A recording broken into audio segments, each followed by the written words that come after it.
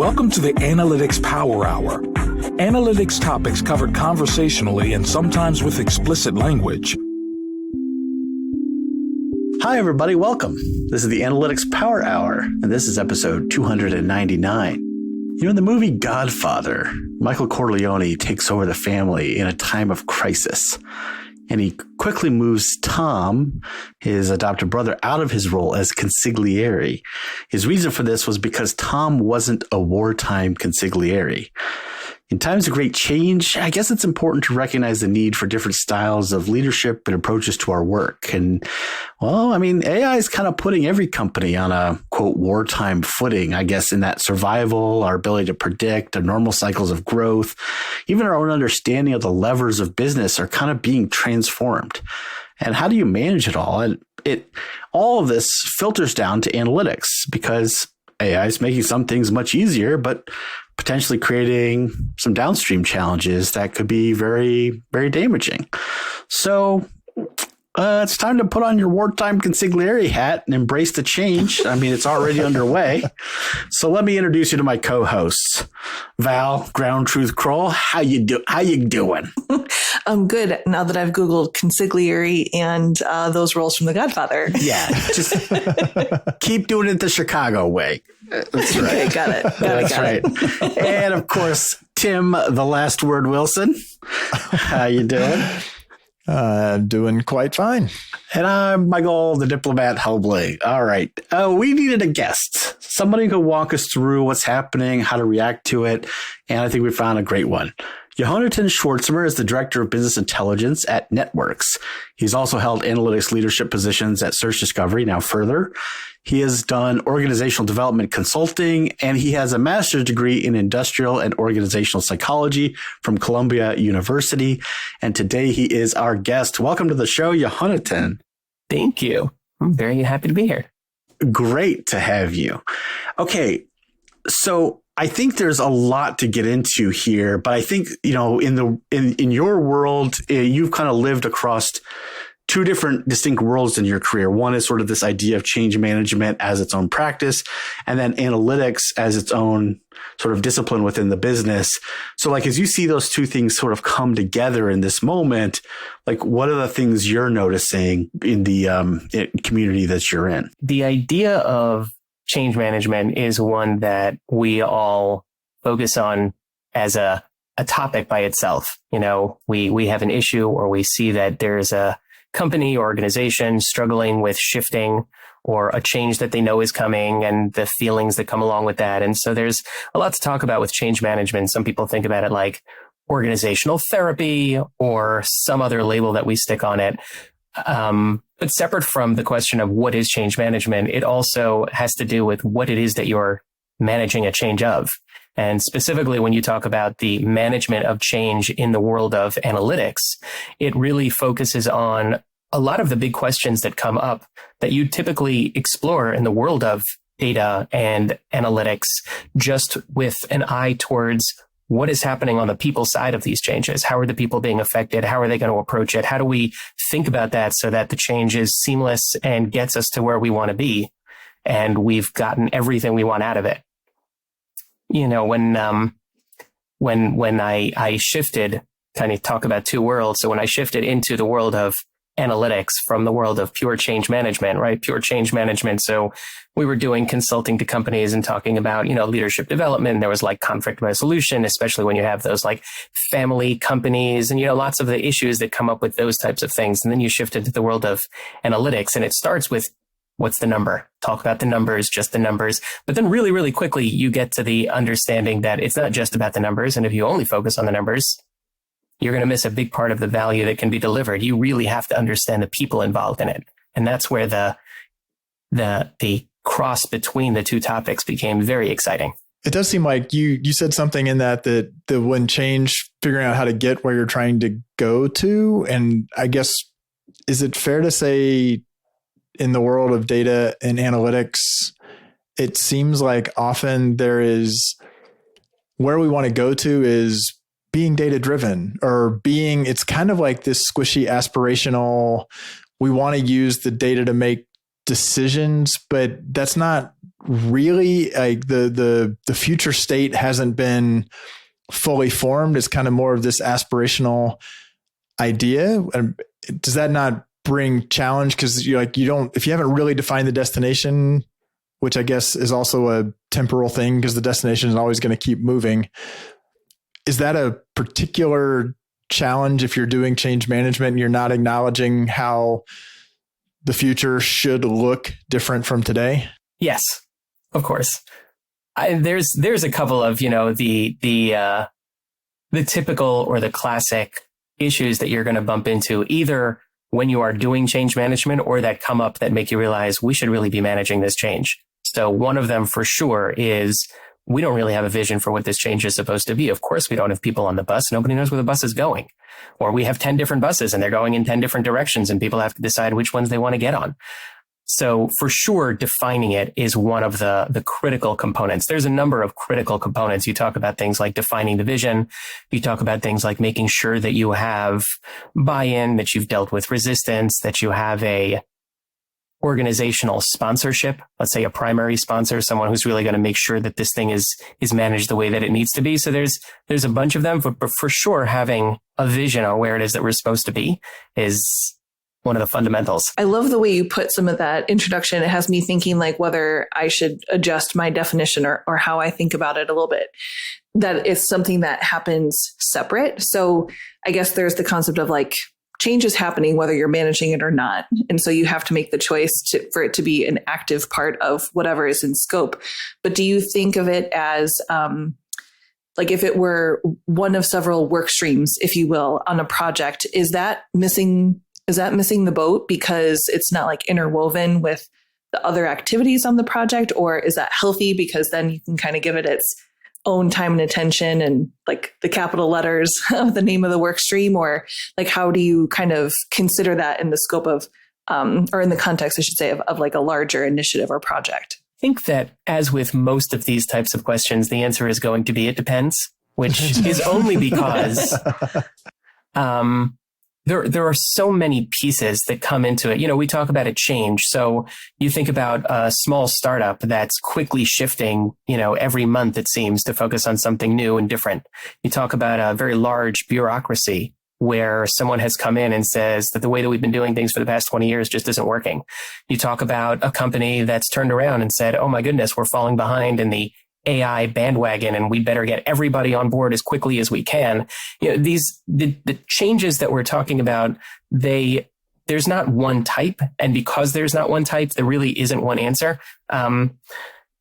People who love change management sometimes tend to think of it as a hammer and everything is a nail. And it's a terrible hammer because there are so many things that happen separate from the people's side and the people's dealing of the change. We say change management is so important because if you don't deal with the people, then you're going to really struggle. That's true. But if you're just dealing with the people, and let's say you've forgotten about the strategy, for example, or the vision, then you're not really much better off. So when I say it depends, I think of really a couple of different axes that you'd want to think about that it depends factor on.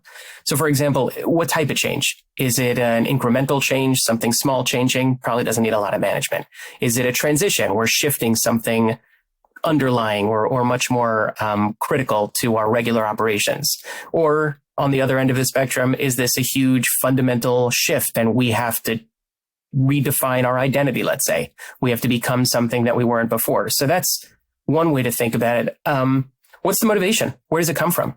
You have these, especially now, you get some like startup that pops up and they're very excited and, they're running in one direction and they know that they're working in an uncertain world, and then things change around and they're like, this is amazing, a new challenge. And they turn around and they go in that direction. And then they, and it's a group of, 6 or 7 or 8 people and they're charging in this direction, they're charging in that direction. And we can talk about whether that's good or not good, but the management of the change and the willingness of the people to go along is 100%, as opposed to the next level up, which is a change imposed, but it's imposed internally. So let's say you have a new leadership and they come in and they say, from now on, we're going to do it this way. I've looked at how we're doing it. It's not going to work. We got to do something new. Or I've found a new capability. And so there are some people pushing for it inside and some people have to kind of get along with that. And then the third kind is you've got an externally driven change that the people on the inside never really asked for, but they don't have a choice. So all three of those categories are going to react to the change in a very different way. And so the management of it, how necessary that is, really does depend. And then there's the organization itself. You've got some organizations that are oriented towards learning. They love learning. They love conversations. They love that free flow of what's working, what's not working. Let's be honest with each other. Let's move the ideas forward, et cetera. You have others that are a little bit more calcified and not as willing to move things along. And then you have some that are just, let's take it as it goes. We don't necessarily point to those as the way things are supposed to be, but there are some places where management is kind of a committee and decisions are made by committee. And we all know what that looks like. So there are lots of ways that a change could be imposed and lots of ways to respond to it. And so depending on that determines the level at which you have to manage change as a separate thing from your project or as integrated within the project itself. I'm going to stop there and see if that makes sense. If you have other questions, I could talk about that for far too long. So I'm going to stop there. Well, we have a whole episode to dive in. Michael, exciting news. Claude Cowork is here for Prism. Finally, because I've got some GA4 BigQuery exports, and frankly, they look like somebody shredded a website and taught the various pieces accounting. That's why Ask-Y.ai built the Prism Cowork connector, which is quite alliterative. Your GA4 BigQuery now has a smart analyst that actually speaks GA4. That includes having funnel and cohort analysis baked in, ready to run right out of the box. Oh, that's huge, because half the time GA4 speaks in riddles, event parameters, and frankly, emotional damage. I don't think that's what it has.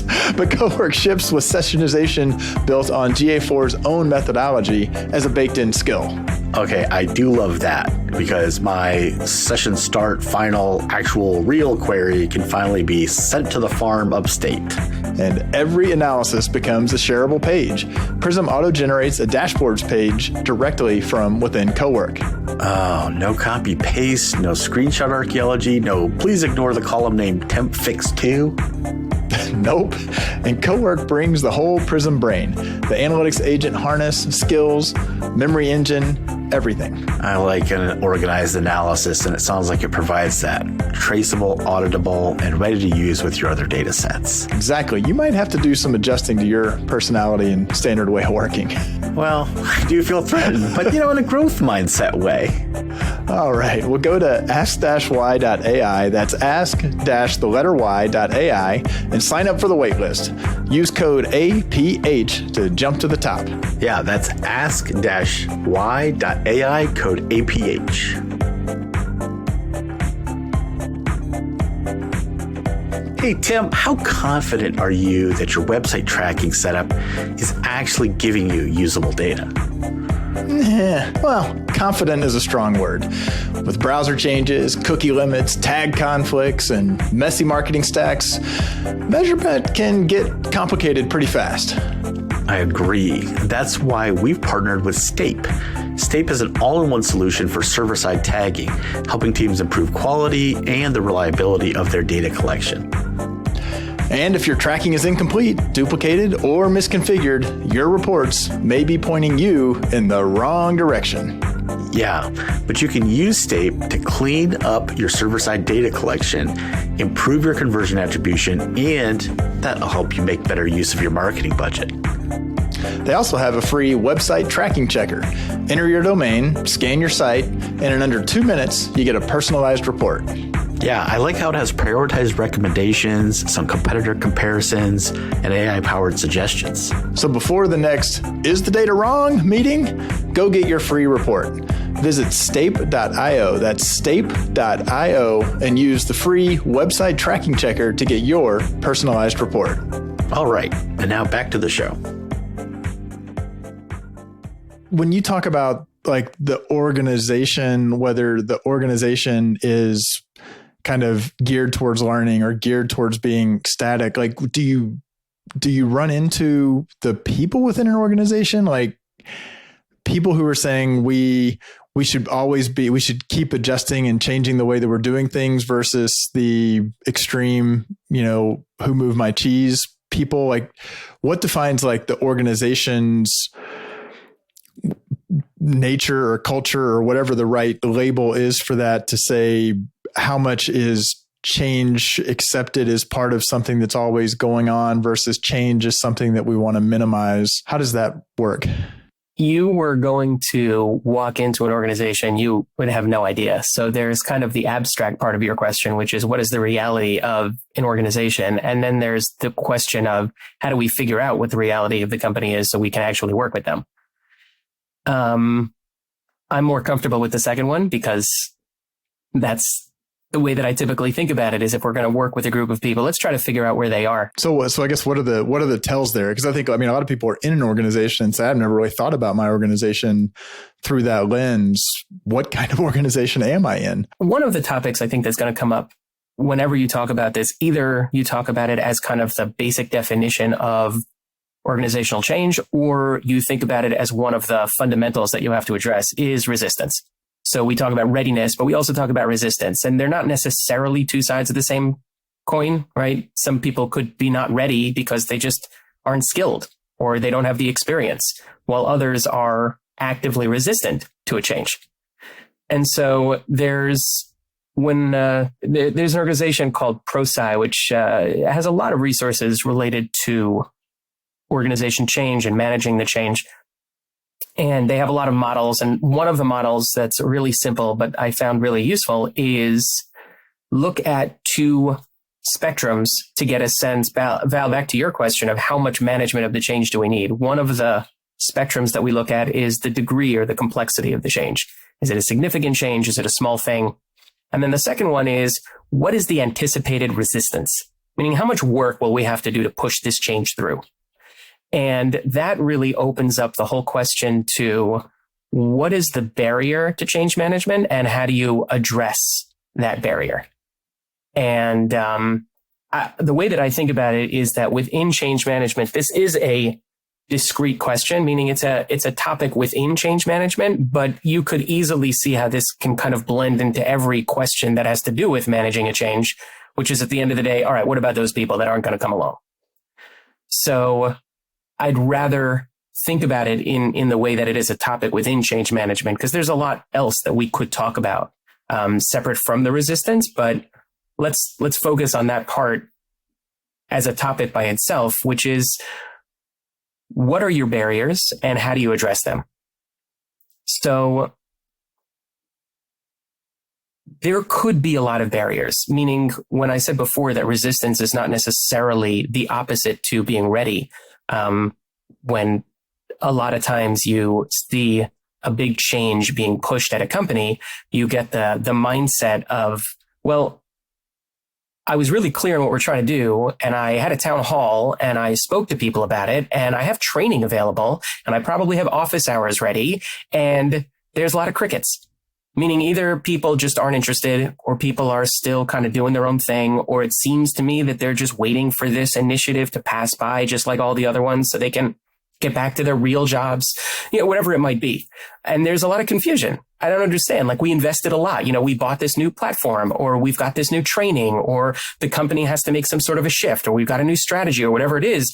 I expected maybe not a rallying cry, but at least people to be aware and show that they're moving along with us. And I don't feel that. Either they've got their heels dug in, or they've just kind of put their head down and they're waiting for it to pass. So why is that? What's happening here? A lot of times when you start the conversation, it can be useful to talk about this curve of change management. It's a model, actually. Very familiar because of you. The Kubler-Ross model of change. Kubler-Ross model. Right? Which is great. Like, it's a great, simple way to talk about, here's something that we can anticipate so that we all have our expectations pointed the same direction. Meaning, if we are going to introduce a change and the change is going to be somewhat disruptive, again, we're not changing, the water cooler. We're changing something that's going to make a difference to people.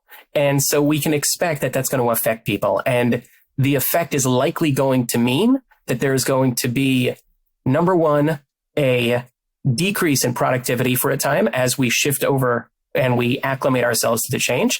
And there are going to be people who need to become comfortable with the change. And potentially during that process of discomfort, you will see productivity decline, or you will see ancillary things. People might look a little bit more disgruntled. There might be more whispering. You may see, whatever it is. So what do you do about that? Why is that? What do you expect? So when we think about it, and the nice thing about the model is it's really a simple visual where you've got pretty much a line coming across on your time axis, and then it dips down, and then it slowly curves back up to where it was, and then it continues up to be higher than where it was when you started. And that's the idea of what we're trying to do here. The reason that we're making a change is because we believe it will improve our performance. So if you look at the y-axis as performance, and you say, I want my performance to be higher, I'm going to go through this period of change, get my performance higher, even though that means that the cost will be that for a period of time, there's going to be a trough. There's going to be a dip in performance, and we're going to have to work our way through that. And one way that we can think of change management is the benefit of change management is it minimizes the length and degree of the dip. So either you will be in a period of decreased productivity for a shorter period of time, or it will have less of an effect. It won't fall down as much. In an extreme case, you get some people who just say, I don't know what to do. I give up. And they sort of clock out, and you really get nothing for quite some time until they finally realize what's going on, or the fact that their jobs depend on it, or whatever it is. And it's time to get on board with the program. Typically, it's not that type of thing, but the question of what will it take for someone to understand the value of this change and why we all have to get on board and what we need to do about it is where you get to getting back to the line that you were before and then getting higher. The other reason it's useful to think about it in that model is because the person who created that model was actually the second model. The original model was actually the famous model that we all know, which is the 5 stages of grief, which is fascinating. Wow.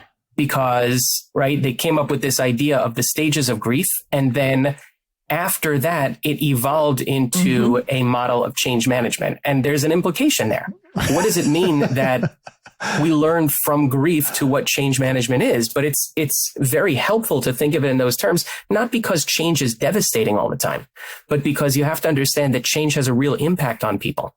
And when you think about grief, and the stages that people go through, right? So that again, that classic model that people generally are familiar with, you got your denial, anger, bargaining, depression, acceptance, right? So in change also, you've got your shock or denial, you've got your resistance, then you get maybe exploration or testing, and then finally acceptance and then commitment.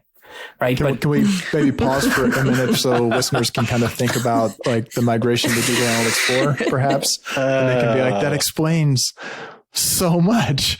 That was like the industry I've never change emerged management from the anger part. I was going to say, where are we stuck? No, that's a very helpful. Yeah.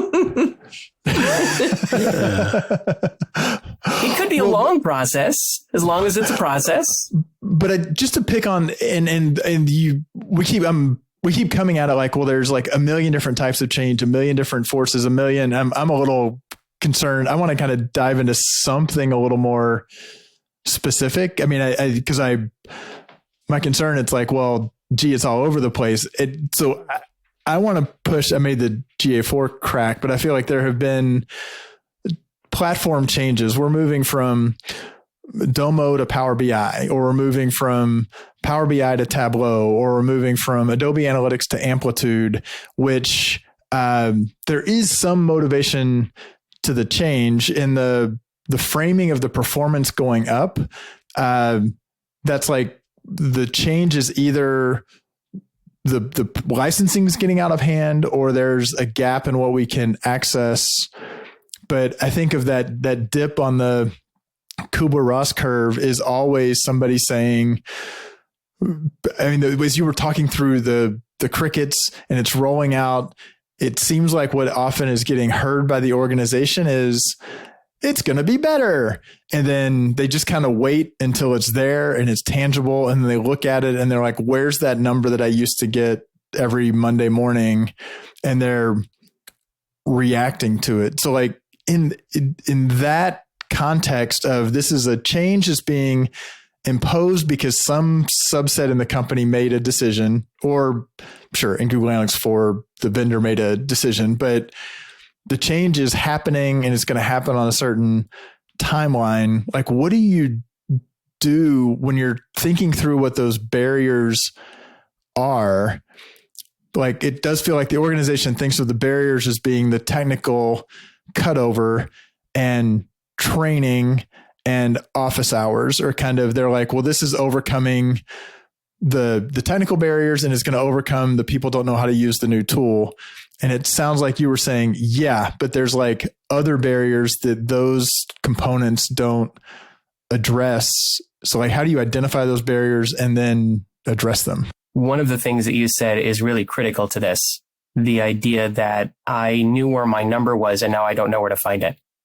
And it's funny, like when I talk about the concept of a change management model flowing from a grief model, and there's like an extreme there, but in a sense, people are, maybe mourning is a strong word, but they feel sad. They feel like something is missing. They feel like something important is no longer here. It might be the way that I was used to doing something was really comfortable, and now it's gone, and I have to do something uncomfortable. It may be much more fundamental than that. It may be, in the old tool, I was the hero. I knew where everything was. I knew how to look good. Maybe in the new way, I won't know how to look so good. So I'm giving up something much more fundamental, much more critical to myself. I make it about the tool. Well, this tool doesn't have XYZ, but I'm really a little bit concerned. Number one, I may not be so good at it. Or number two, let's say we move to a platform where everybody's just as good.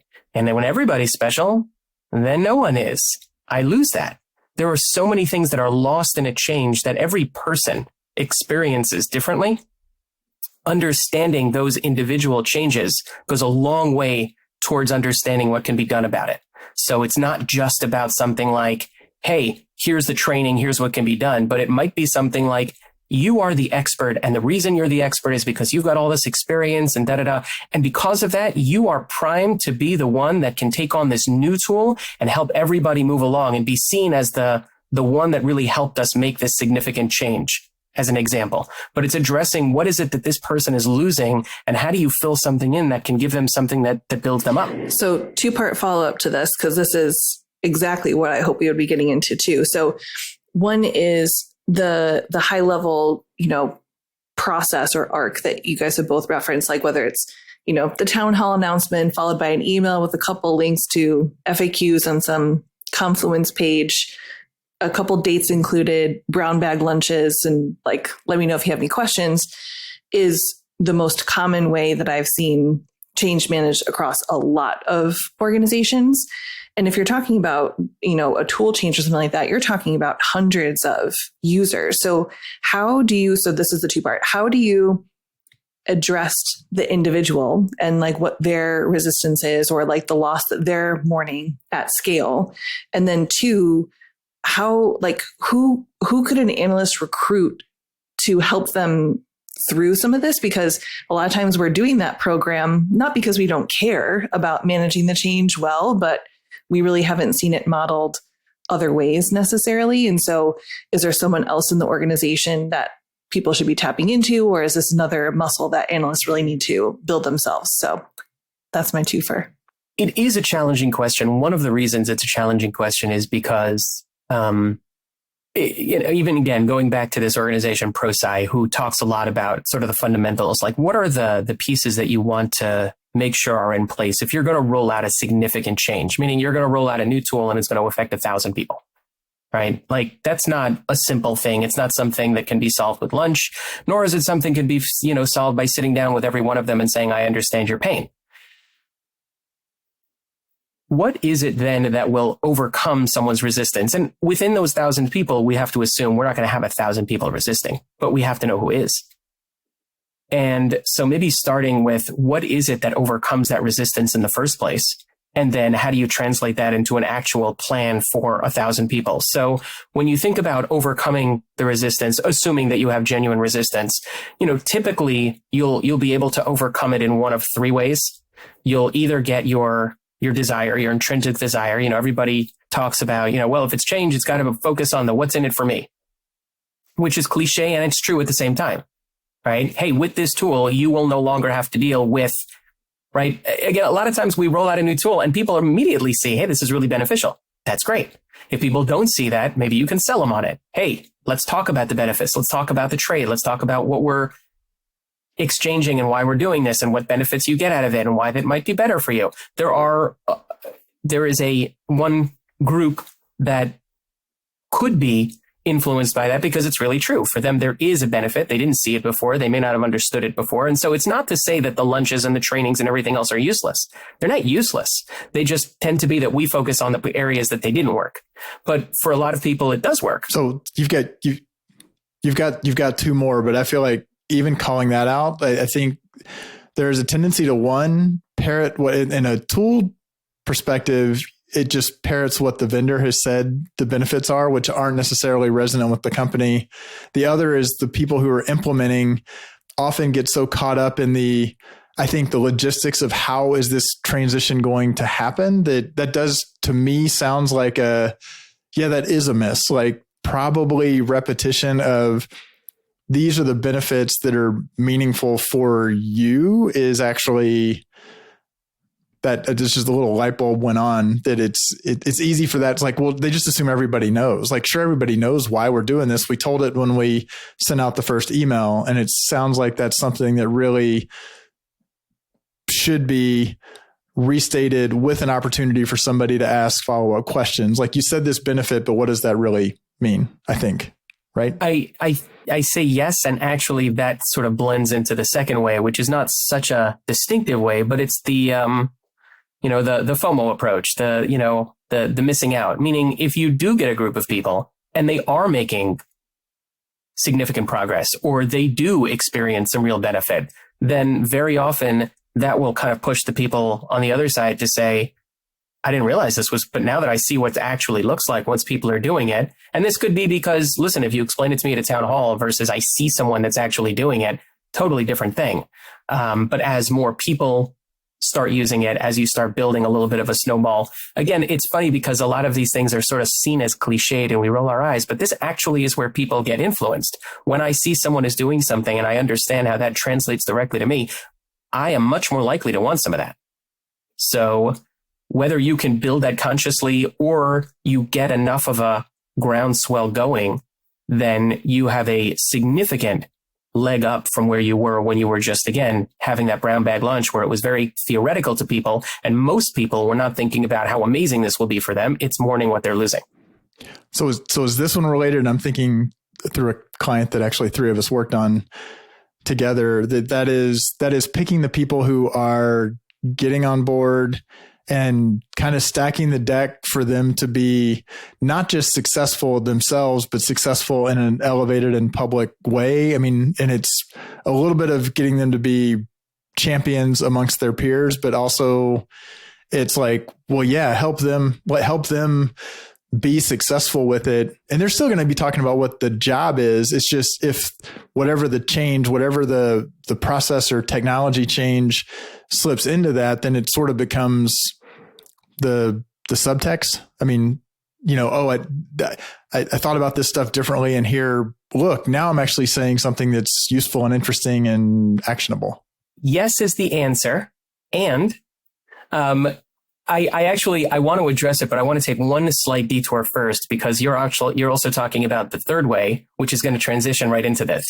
So if the first way is, what's in it for me, and the second way is kind of the pull, as people fear that they're missing out and they see benefit and they want part of it. The third way is the push, the authority, let's say, meaning at the end of the day, there are some people that will say, well, I don't like it. And, whatever it is. And then to have a leadership to say, this is something that is important enough for us as an organization that we need to make this change for whatever reason. And so you have to make a choice. You got to get on board because this is the direction that we're going in.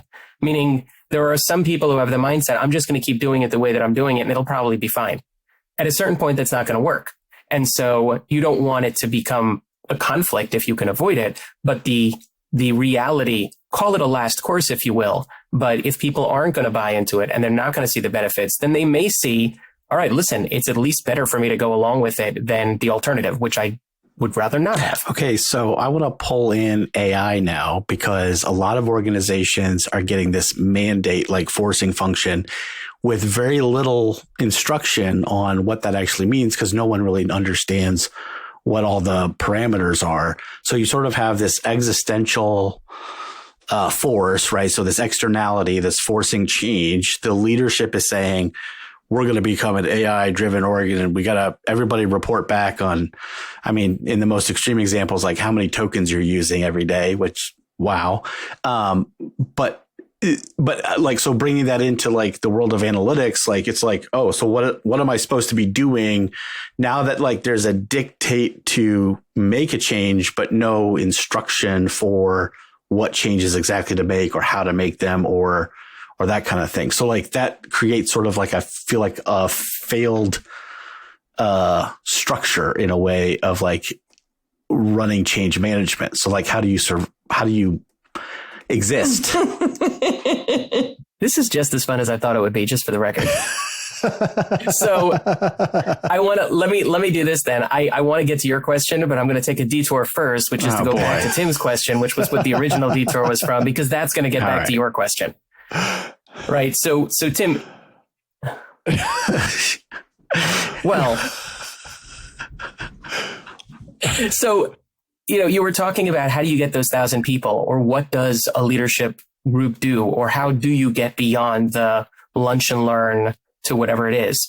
And there really are a couple of ways. And then Michael, this is going to get directly to your question, because when you talk about AI, we're really hitting, every single one of these things, right? It's a huge change. It's fundamental. It potentially undermines and creates this real fear for people of, what am I giving up? Am I going to be able to do it? Will other people get there before me? And what will that mean for me?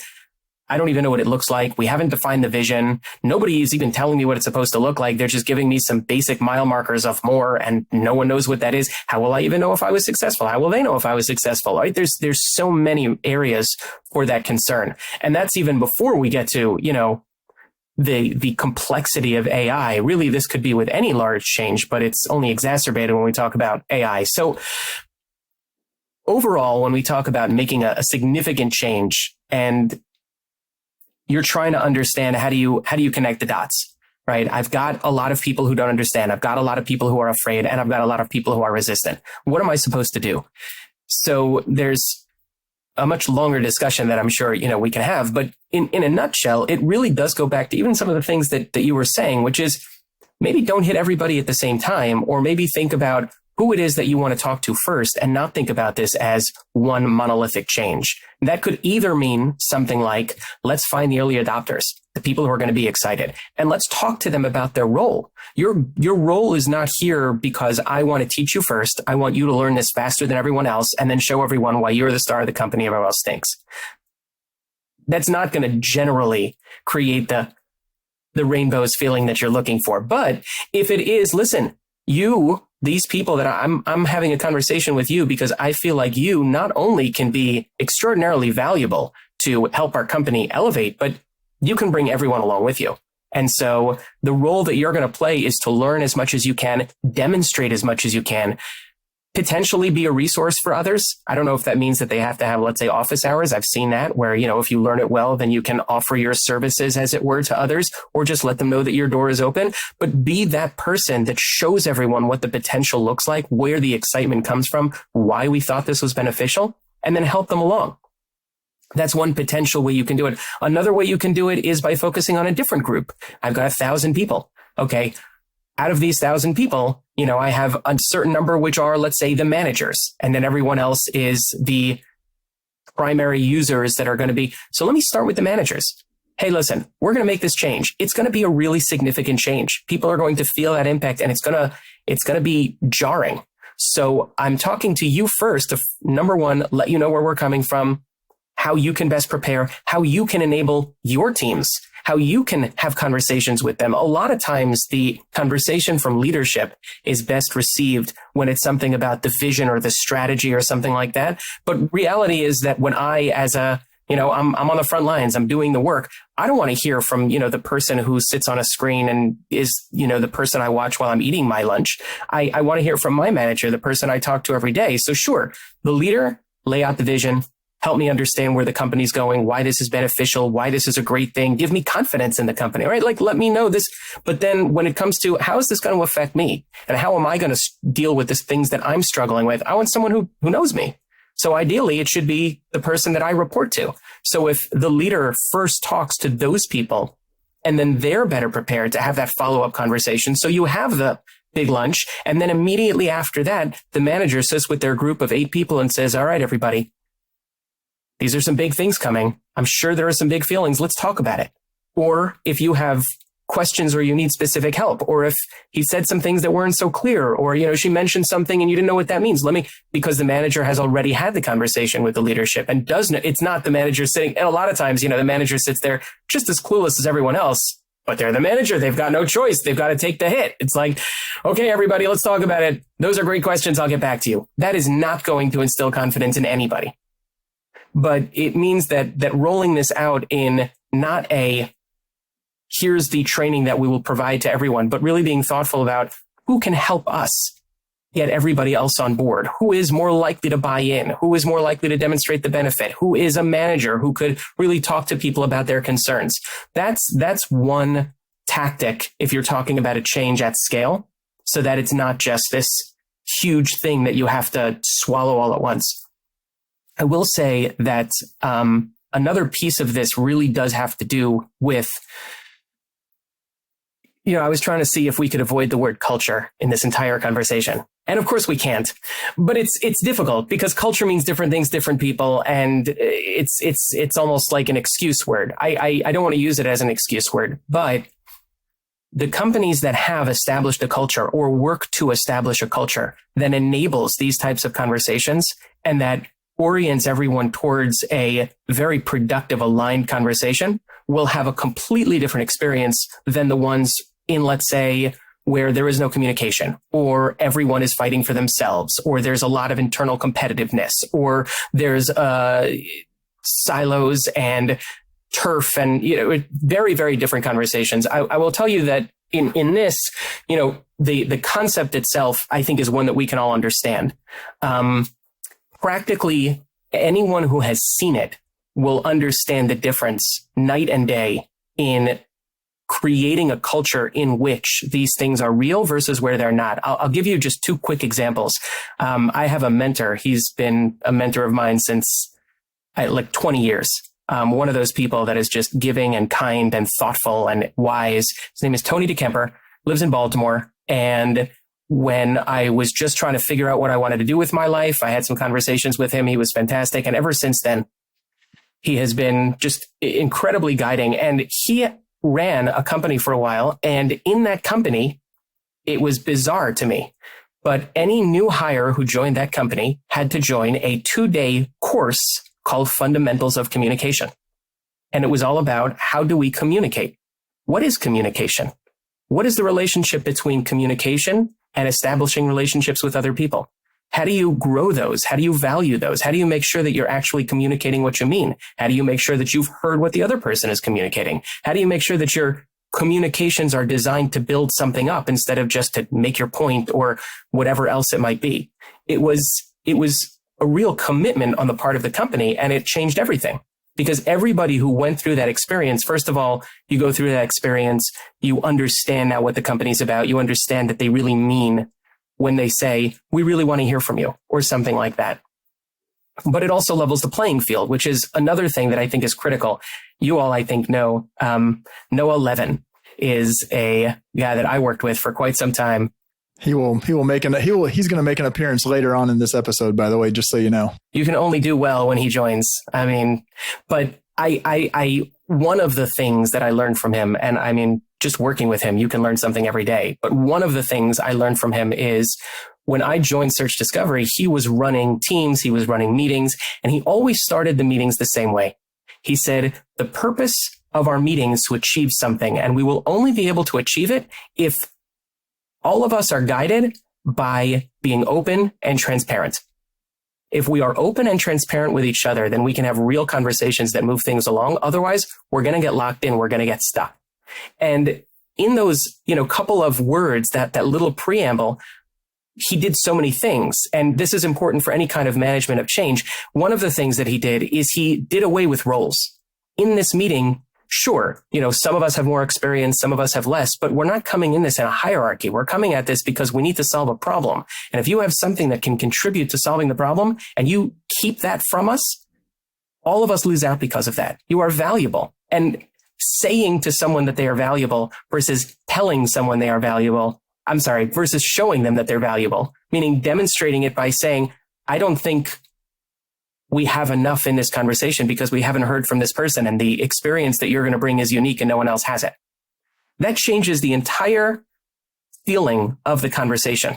And so when we talk about overcoming the barriers to change management, I guess I'm just talking about a lot of different ways we could come at this, but the overall idea that, first of all, it doesn't have to be one big thing that you have to crack with this entire group of as many people as it is. That's very challenging. And the other one is the norms that you establish from the beginning that you will then use to manage through the change instead of dropping it on people through the change, because that is likely to end up with more resistance. And I mean, most of us have seen this. A big change is rolling out and the company, the leadership, whatever it is, says, all of your opinions are important to us. We want to hear from all of you. What does that mean? It means that we made a little slot in the door. You could put that little paper in there. Someday we'll find the key and we'll get into the room. But we for right set now, up a special email address for you to send your questions to, so we don't want to load up our inbox. You could feel like you're bringing people in and you're drawing people in and you're bringing people together and you're creating the alignment. But there is a difference between the kind of paper cut ways that don't actually do it and the ways that make people feel,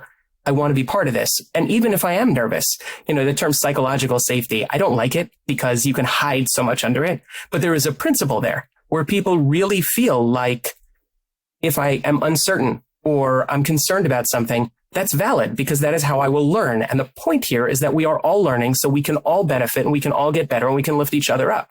You can't do that if you're hiding behind things. All right. No, we gotta. Sorry, Val.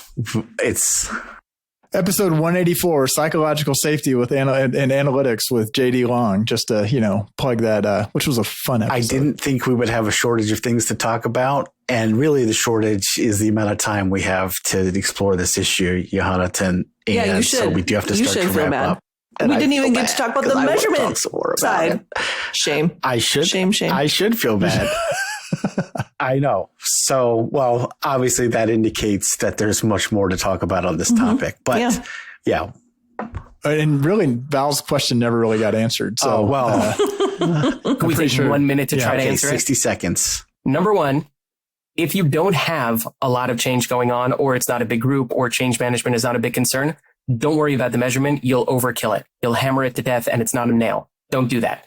But if it is the type of thing where either you expect resistance or is big and you do need a lot of measurement, then yes, there should be change and there should be measurement of that change. How do you do that? Either you can do that integrated within the process so that if you integrate the change in the process, then as you measure the project itself, you're also measuring the change, or you measure the change as a parallel work stream in which there should be phases. So an example, Cotter has a famous model. McKinsey has their 7S model. The ProSci has an ADKAR model. There are lots of models where they walk you through phases of changes.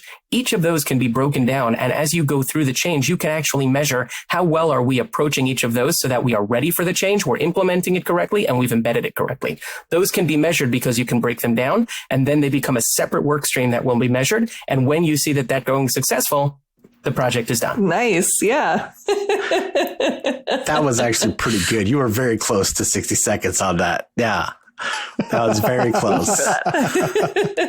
Yehonatan, what a pleasure. This is so good. And interestingly, I feel like we just started on what I call the top layer of the conversation. And I feel like there's so much more exploration people can do from here. So thank you so much for sort of opening the book a little bit. And I think there's a lot of applicability right now for people in this conversation. So really appreciate you coming on and doing that.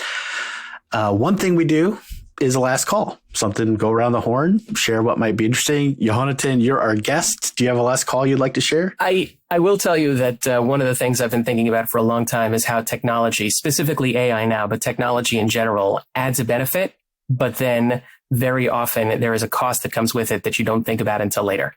And whether that's a note taker, that's really great because you have a great record, but then you didn't do the physical work of writing something down, so you just don't remember things as well.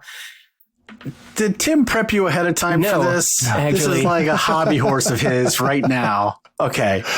Might have been a Mo and Tim. But specifically, I think about it in the context of education.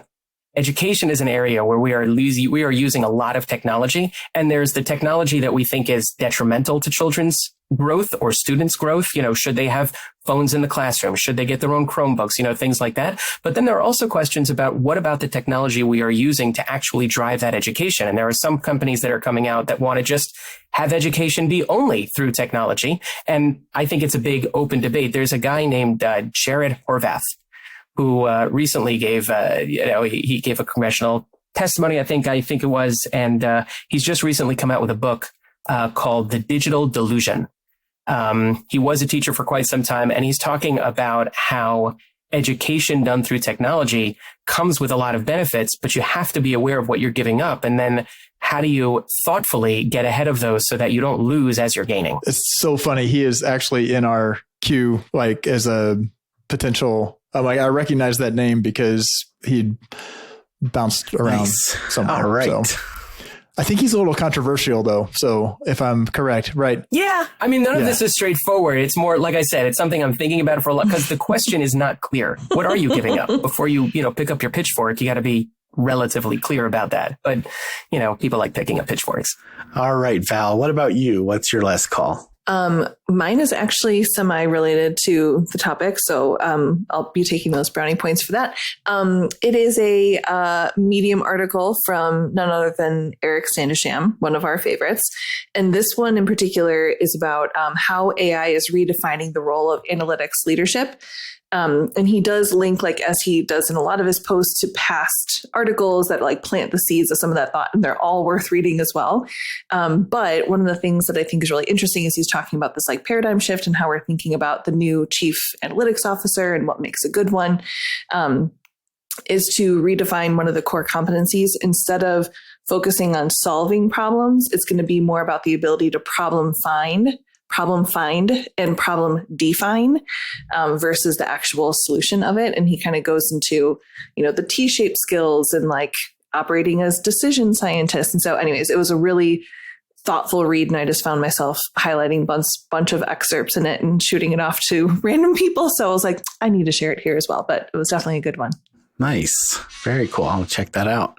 Tim, what about you? So I alluded to it earlier that our former coworker of all of us, Noah Levin, has started a Substack that he has posted some stuff on that is, Yehonatan, as you said, he is super thoughtful. So the one that kind of really triggered me also sort of relates to this topic. He had a piece called Let My People Code, the part of the AI debate nobody wants to say out loud, which maybe sounds a little clickbaity because he does have like a marketing background.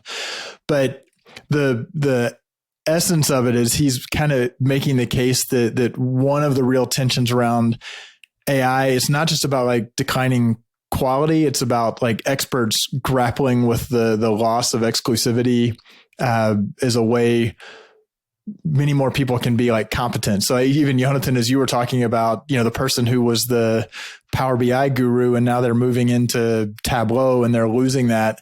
And it talks about Wikipedia. It talks about the printing press. And a little bit of it is a little bit of like, check yourself. For me, looking at it, I'm like, I don't want Claude Code writing R because I work so hard. If everybody can write R, then what am I doing? So it does force a little bit of what's really going on when you're resisting, when you're much more democratizing an ability to a base level of competence. Which, just to add on to that, Michael, it was 2+ years ago when we were at Measure Camp New York when you made the comment about generative AI getting everybody to average on stuff like that. That really stuck with me then. Noah's piece is saying experts get upset that people can do average, but average is often, good enough. It doesn't mean you don't need the expert. So And he has all sorts of historical references and stuff, and he's a fantastic writer, so it's a great read. Michael? So, yeah, there's a person who frequently in my career has somehow said something much more succinctly than I've been able to enunciate it. And this happened again a couple weeks ago Okay, it wasn't me. Marketing. No, it's not you, Tim. Sorry. I don't think anybody was taking that one away. Not guilty either. Yeah, see, the key word was succinctly. Yeah, no. So I was having this conversation at Marketing Analytics Summit about some of my concerns about how Anthropic is kind of doing some of the things they are behind the training and the adjustment of the model, and how they're kind of giving it sort of like this sense of self kind of concept and everything. And then David McBride pointed me to an article by Gary Angel, who is that person. And the article's called "Can You Teach an AI Ethics?" And he basically dove into specifically, there's a Wall Street Journal article about Amanda Askell, who's their philosopher, kind of training the AI on ethics and morality. And he kind of got into a very interesting examination of that. And I really benefited from reading it, and sort of helped me kind of like bring my thinking more to a point on some of the things that were just sort of like hanging out of the edges of like, I don't know if I really agree with that, and I'm not sure why. Like, Gary's thinking has always been really helpful to me in that regard. So I highly recommend it. And Gary started publishing more frequently on Medium, which is always a highly recommended read. He's fun to read since forever. And so, yeah, so I would highly recommend that. All right. Well, we've been chatting, and I think it's for sure you're going to have questions, you're going to have thoughts, you're going to have comments. We would love to hear from you. The best way to do that is to reach out to us. You could do that via our LinkedIn page. You can do that through the Measure Slack chat group, or by email at contact@analyticshour.io. And if wherever you listen, leave a rating and review on the show as well. And if you would like stickers for your laptop, because even in this day and age of AI, we still need stickers on our laptop to show what tribes we belong to, you can reach out to us on analyticshour.io. There's a page and request form for that. All right. Yehonatan, thank you. Thank you so much. Thank you. It is always nice to talk to each of you, and all of you together is a real treat. I know. This is good. This is really good. All right. And I think we're all facing change. And no matter what kind you're facing, and whatever stage you're in that change curve, one thing you should always do, and I think I speak for both of my co-hosts when I say, keep analyzing. Thanks for listening. Let's keep the conversation going with your comments, suggestions, and questions on Twitter at @AnalyticsHour, on the web at analyticshour.io, our LinkedIn group, and the Measure Chat Slack group. Music for the podcast by Josh Crowhurst. Those smart guys wanted to fit in, so they made up a term called analytics. Analytics don't work. Do the analytics say go for it no matter who's going for it? So if you and I were on the field, the analytics say go for it. It's the stupidest, laziest, lamest thing I've ever heard for reasoning in competition. I feel like I might have hit a nerve there. No. I was trying to be. Would that come through? Would that work if I did? You're fine. It's totally fine. Yeah. No, it's good. Okay. I had a few other. I was going to do Kubler-Ross, 5 Stages of Grief, or Detours were the other 3 candidates. I thought you were. I always try to guess, what he's going to say. So I thought you were going to say stuck in what anger? You said, Michael, with the GA4. Oh, yeah, I think I'm stuck in anger. Yeah, I haven't emerged from the anger. Still stuck in anger. Yeah. Yeah. Still stuck in anger. Yeah. We've done a number of the things in that document. So, well, episode number 299, take 3, in which Michael has followed the recommendations. Why don't we? Not all, but a couple. Not all the recommendations. Well, okay. like rebooted my Wi-Fi point, which has been functioning flawlessly for weeks right up until today. And then I rebooted Chrome too. So hopefully that's enough to get us through. Oh, we're not going to do a full system restart. No, we'll save that wants for episode 300. We have to have something to celebrate. Yeah. And I don't think that's the issue here. I've been putting my computer through a lot of change lately. I like Tapping it. into your GPUs for... Yeah, I'm doing a lot of stuff. Okay, let's get this show on the road. Okay, here we go. Here we go in 5, 4, 3.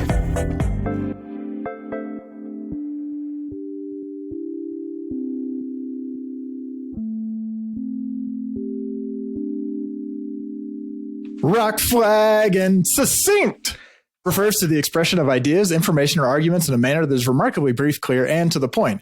A succinct statement or piece of writing avoids unnecessary words, fluff, and excessive detail, capturing the core essence of a message with maximum compression.